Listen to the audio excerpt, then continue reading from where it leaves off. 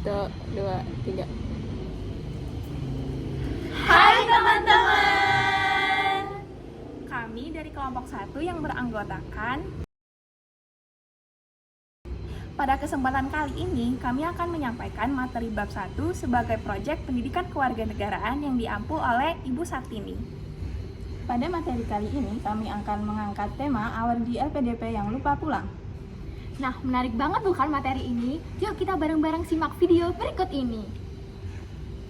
Pendidikan kewarganegaraan atau PKN adalah sebuah proses pembelajaran yang tidak hanya menghasilkan individu yang cerdas secara akademik, namun juga memiliki jati diri kebangsaan, rasa cinta tanah air, dan kesadaran untuk menjadi warga negara yang baik.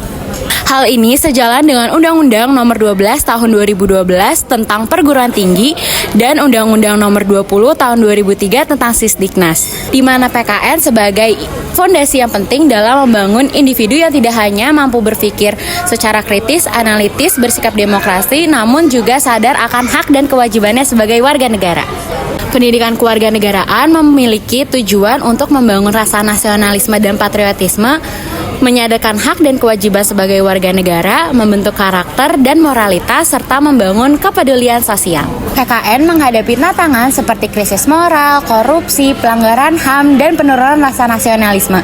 Maka dari itu, PKN harus selalu relevan dan dapat diperbarui untuk menjawab tantangan zaman dan menumbuhkan kesadaran kebangsaan. Beasiswa LPDP merupakan suatu program pendanaan pendidikan yang berasal dari pemerintah Indonesia melalui Lembaga Pengelola Dana Pendidikan yang bertujuan untuk mendukung program magister dan dokter baik di dalam maupun luar negeri.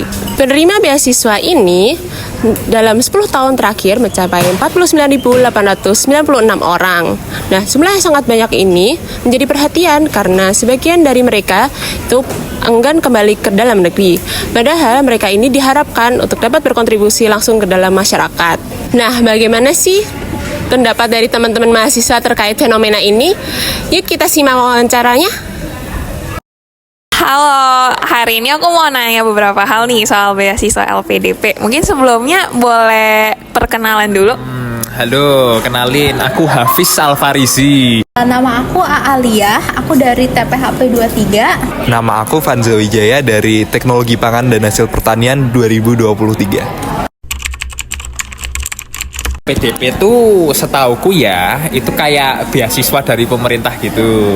Beasiswa yang diberikan oleh bidang LPDP sendiri untuk biasanya ke luar negeri.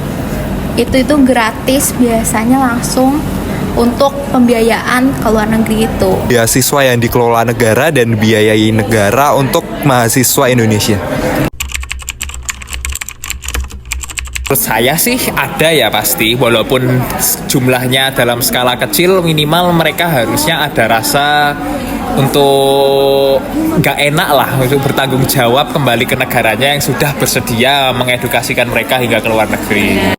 Wajib, karena itu udah dinyatakan di salah satu kontrak mereka yang saya tahu ya, dan itu juga dibayarkan menggunakan pajak dari negara. Jadi itu wajib untuk kembali ke negara kita, yaitu Indonesia. Karena LPDP dikelola dan dibiayai sepenuhnya oleh negara, jadi ada kewajiban untuk penerimanya untuk kembali lagi dan membangun agar sebagai timbal balik.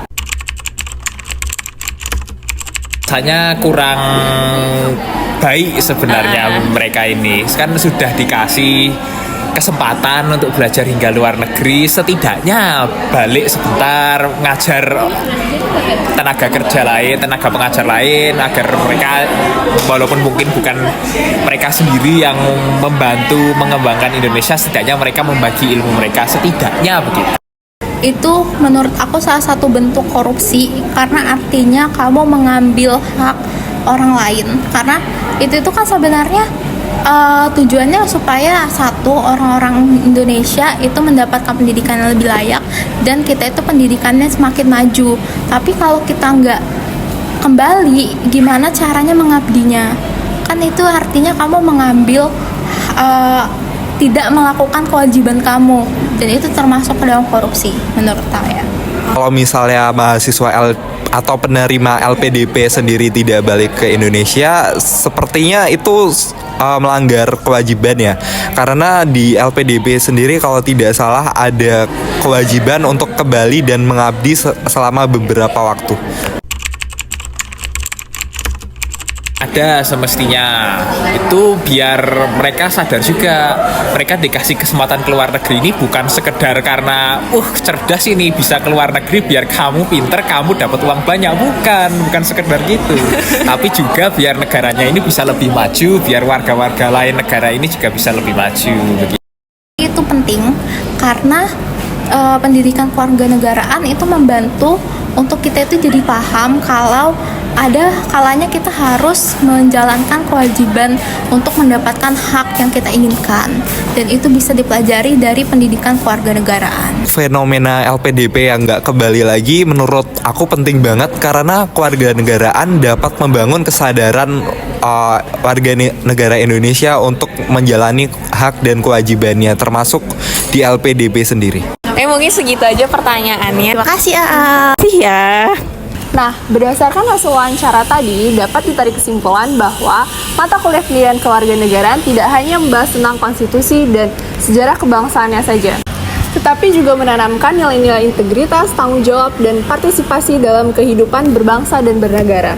Mahasiswa diajak memahami bahwa menjadi warga negara bukan hanya soal hak, tetapi juga soal kewajiban moral dan konstitusional. Kasus awardee LPDP yang tidak pulang ke Indonesia setelah menyelesaikan masa studinya membuka ruang refleksi atas kelemahan penanaman nilai-nilai kewarganegaraan pada generasi muda Indonesia. Tak kuliah pendidikan kewarganegaraan seharusnya lebih dari sekedar pemahaman normatif, melainkan sebagai pilar pembentukan karakter yang menanamkan nilai cinta tanah air, tanggung jawab sosial, dan kesadaran akan mengabdi kepada bangsanya sendiri.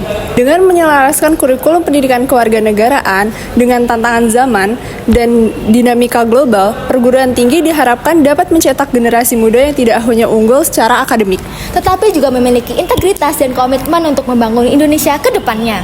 Nah, sekarang teman-teman udah paham kan apa itu pendidikan kewarganegaraan dan kenapa sih kita harus belajar pendidikan kewarganegaraan di tingkat sarjana atau profesional?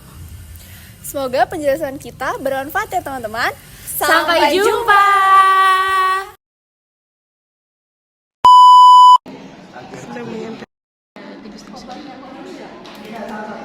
Serius banget, Mbak. Aman.